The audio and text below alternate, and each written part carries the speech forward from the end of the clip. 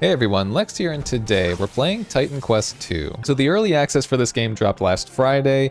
Some say out of the blue, but honestly on their social media they kept hinting at clearing your weekend for their early access release date announcement, which was kind of funny to me. Like, I wasn't surprised at all when it dropped on Friday because, I mean, why else would they be telling you to clear your weekend? But anyways, as a 1K hour plus Path of Exile 2 enjoyer and general action RPG build enthusiast, I wanted to give my early impressions on this one after completing my playthrough and hitting most of the optional stuff. I know a lot of other creators are currently doing the same thing or have already done so, but I haven't watched any of them yet because I just want to give you my unbiased, rundown of what I liked about the game, what I didn't like, etc. I mean, that's pretty much it. In this video, I'm going to go over the positives first, and then the negatives, and then my final thoughts on if I think the game is currently worth the price point, which has a bit of a story attached to it as well, but we'll get into that later. Also, as a quick disclaimer, I apologize, I have not played Titan Quest 1, but everything I've heard about that game has been glowing. Apparently a legendary status action RPG from back in the day, something I'm now curious about and then we'll probably look into. But for now, let's talk about Titan Quest 2.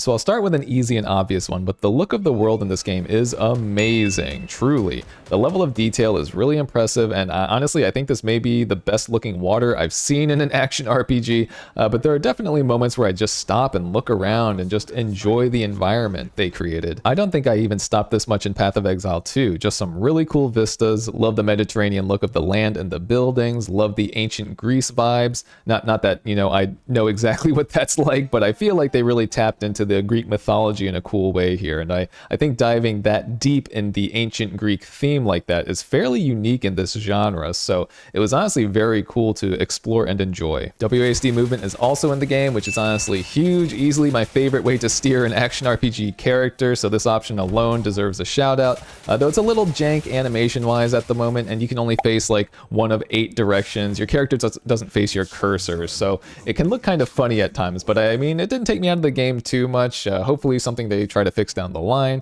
but even if they don't, it's whatever, small gripe attached to an overall big W. In this game, the combat is smaller scale. The groups are not as big as packs you'd encounter in, well, honestly, most action RPGs, like your Diablos, Path of Exile 1 or 2, etc. But honestly, it works very well for this game. It is overall something I think I prefer. I like the smaller pack size, but tougher enemies route because you could get messed up if you're not paying attention. They often feature like a tougher enemy that can usually cast or channel something, so you usually have to take that into account.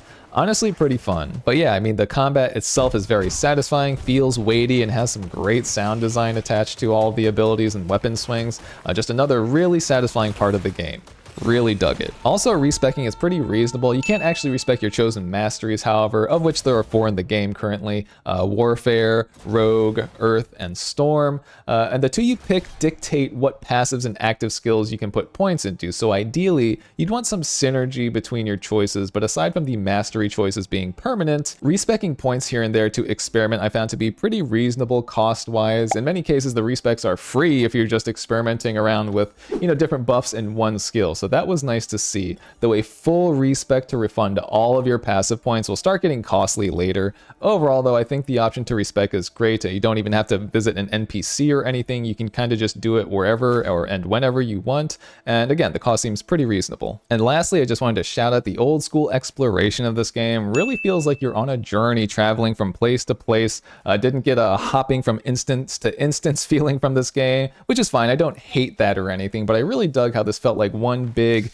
interconnected adventure. The story is also great, and a lot of familiar names from Greek mythology are dropped, like Zeus and Hermes and what have you, and the whole Threads of Fate theme you've probably seen in other media. But yeah, there's a lot more and a ton of references, so I'm not going to attempt to go over all of them. And there's really good voice acting on top of all of that. Really draws you into the world, man. Like, really well done as far as creating an immersive world. I genuinely enjoyed my time exploring and finding all of the side quests, talking to NPCs and quest givers, etc. So yeah, those are the most salient points I really liked about the game, but let's go over the not so great.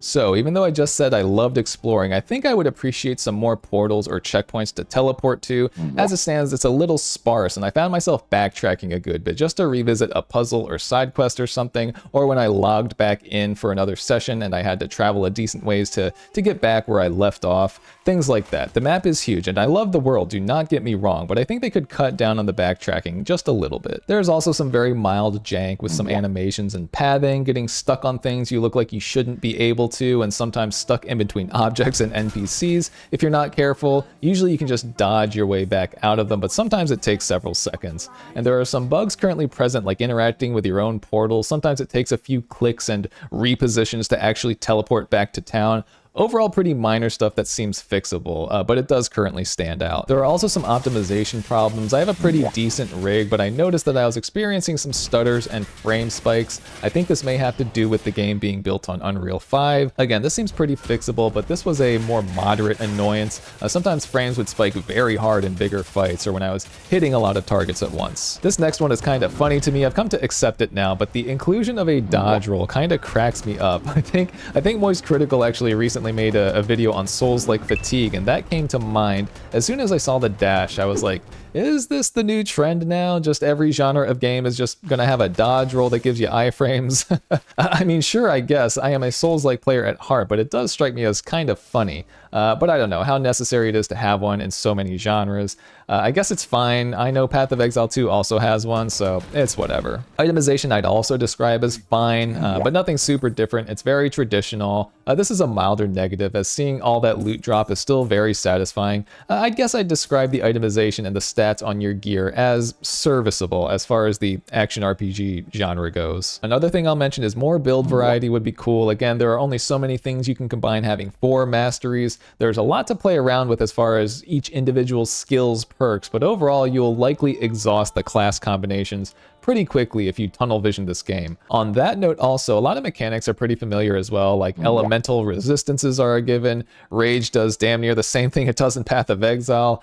There's Ignite dealing fire damage over time. There's Poison dealing poison damage over time, Bleed dealing physical over time, stunning enemies, etc. It's similar to the itemization thing. It's all very familiar, which can be good or bad depending on what you're looking for in an action RPG.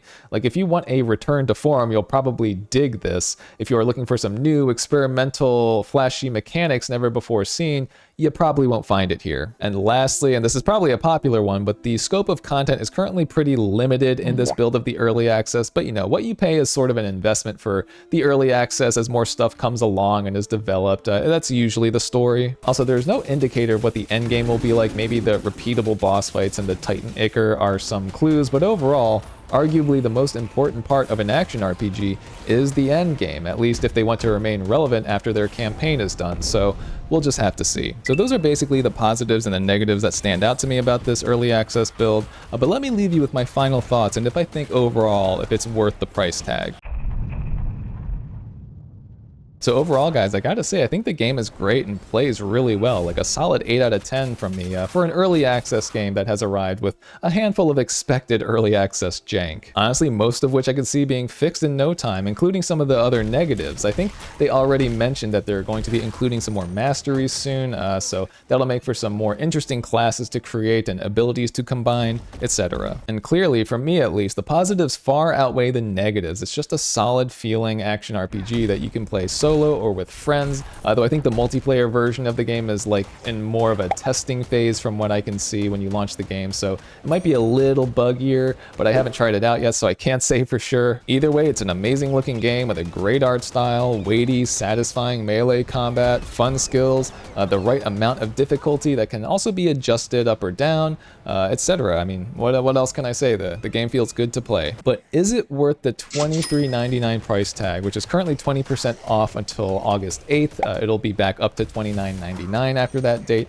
but I believe that the current price is about half off what the full release price will be, which is going to be around $50. I mean, that full price actually sounds kind of steep to me, even for a full release, but depending on how fleshed out the game becomes, I could see it being worth that much. Now, as I said, this means that the early access is currently half off of that full release price, and if you like what you've heard and are seeing, or are just a fan of action RPGs, I think it's probably worth the investment right now since it is 24 bucks. You know, that's basically what this is. An investment, but you are only paying half price. So in that light, I think it's worth it. And listen, I'm not sponsored or anything. I just really dig the game. It feels really good to play, as a cool take on the genre. And if you are a fan of action RPGs, especially older ones like Diablo 2 and such, you'll definitely like this one. I think it's worth the price. And even though the content is currently a little light, what is there is super satisfying. And I've now got a close eye on this game as it develops. Overall, Path of Exile 2 is still probably top dog for me, but I gotta say, this one might be second. I really enjoyed it, man.